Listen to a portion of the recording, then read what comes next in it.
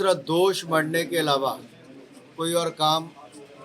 आज सवाल ये खड़ा होता है, जो 10 गारंटियां कांग्रेस चुनावों से पहले देकर आई थी, पिछले लगभग 3 वर्षों में इस सरकार ने क्या दिया।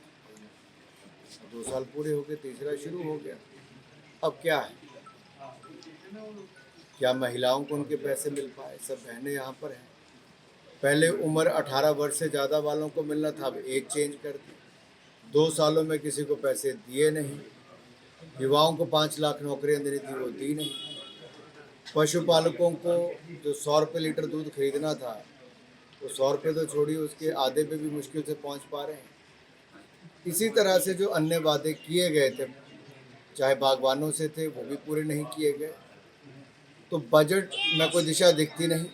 दूसरा, राज्य की आर्थिक हालत बहुत गंभीर है। लेकिन साथ ही साथ अगर मैं जिला ऊना की बात करूं, तो आप यहाँ पर देखेंगे चिट्टे का, नशे का जो प्रचलन है और ड्रग्स माफिया वो बढ़ चढ़ कर बोल रहा है। खनन माफिया, उसका बोलबाला है। अब खालिस्तानियों के पोस्टर लगने, बसों पर पथराव करना, ये नई मुसीबत बन गई है। डकैती हो, चोरी हो, ये आम बात हो गई है।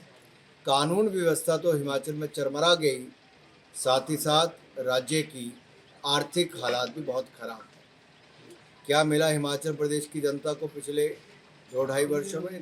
प्रदेश की जनता को देखना। अनुराग जी, बात की जाए जिस तरह से आपने भी कहा, जो खालिस्तानी विवाद है वो लगातार बढ़ता जा रहा है हिमाचल और पंजाब दोनों ही तरफ, क्या मानते हैं इसको लेकर?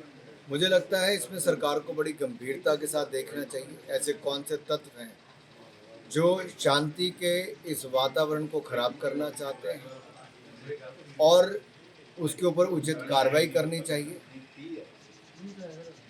अगर बसों में सफ़र करने वाले लोग अपने आप को सुरक्षित महसूस नहीं करेंगे और जगह जगह इस तरह की घटनाएं होंगी, तो इससे पता चलता है सरकार जब शुरू में उचित कदम नहीं उठाती तो फिर बहुत देर हो जाती है। Thank you. दूसरा, दोष मढ़ने के अलावा कोई और काम। आज सवाल ये खड़ा होता है, जो 10 गारंटियां कांग्रेस चुनावों से पहले देकर आई थी, पिछले लगभग 3 वर्षों में इस सरकार ने क्या दिया। 2 साल पूरे हो गए, तीसरा शुरू हो गया।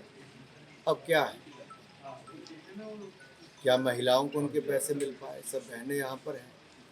पहले उम्र 18 वर्ष से ज़्यादा वालों को मिलना था, अब एज चेंज कर दी।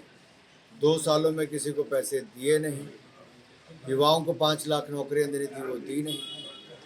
पशुपालकों को जो 100 रुपये लीटर दूध खरीदना था, वो 100 रुपये तो छोड़िए, उसके आधे पे भी मुश्किल से पहुंच पा रहे हैं। इसी तरह से जो अन्य वादे किए गए थे, चाहे बागवानों से थे, वो भी पूरे नहीं किए गए। तो बजट में कोई दिशा दिखती नहीं। दूसरा, राज्य की आर्थिक हालत बहुत गंभीर है। लेकिन साथ ही साथ अगर मैं जिला ऊना की बात करूं, तो आप यहाँ पर देखेंगे चिट्टे का, नशे का जो प्रचलन है और ड्रग्स माफिया वो बढ़ चढ़ कर बोल रहा है। खनन माफिया, उसका बोलबाला है। अब खालिस्तानियों के पोस्टर लगने, बसों पर पथराव करना, ये नई मुसीबत बन गई है। डकैती हो, चोरी हो, ये आम बात हो गई है। कानून व्यवस्था तो हिमाचल में चरमरा गई, साथ ही साथ राज्य की आर्थिक हालात भी बहुत खराब है। क्या मिला हिमाचल प्रदेश की जनता को पिछले 2-2.5 वर्षों में? प्रदेश की जनता को देखना। अनुराग जी, बात की जाए जिस तरह से आपने भी कहा, जो खालिस्तानी विवाद है वो लगातार बढ़ता जा रहा है हिमाचल और पंजाब दोनों ही तरफ, क्या मानते हैं इसको लेकर? मुझे लगता है इसमें सरकार को बड़ी गंभीरता के साथ देखना चाहिए। ऐसे कौन से तत्व हैं जो शांति के इस वातावरण को खराब करना चाहते हैं, और उसके ऊपर उचित कार्रवाई करनी चाहिए।